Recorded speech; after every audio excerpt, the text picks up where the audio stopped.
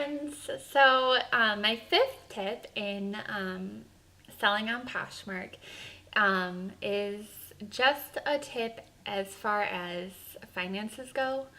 Um, so, when I started selling, I actually started selling on eBay. And I sold some of my personal things that I had in my closet.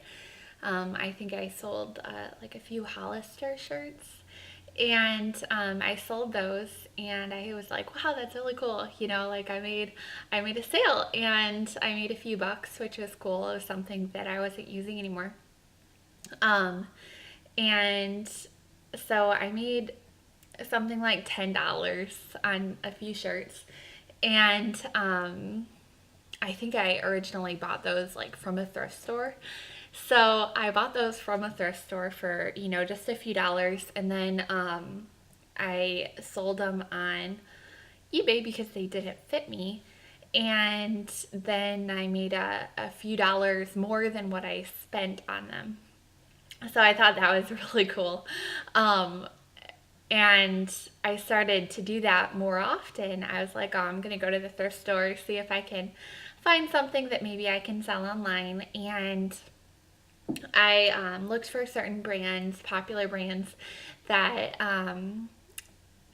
were typically pretty expensive. And I knew that I could always resell them and make a little bit of money. So I looked for some brands and some brand name items that were in good condition, and I bought them probably with a coupon, and I put them up online, and I made a few dollars on everything that I bought. Some things that I bought didn't really sell, just maybe one or two shirts, because I was only buying maybe 5 or 10 items at a time. And I started off with only spending like $2 on a shirt that I originally just bought for myself, and then I resold it. And then say I made $5, I put that $5 back into spending to sell more items. So my tip is not to go in debt with selling.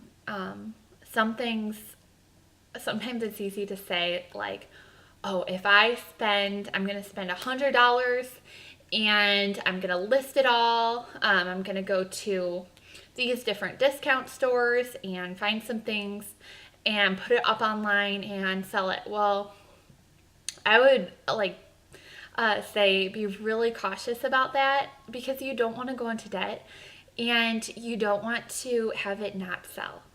So, and then you'll just lose your money. So I started off with just some things that I had, and I made a little bit of profit on it, and I reinvested a little bit of that profit into more items. And then that brought in a few more dollars, and then I just reinvested it, kind of like my own credit line.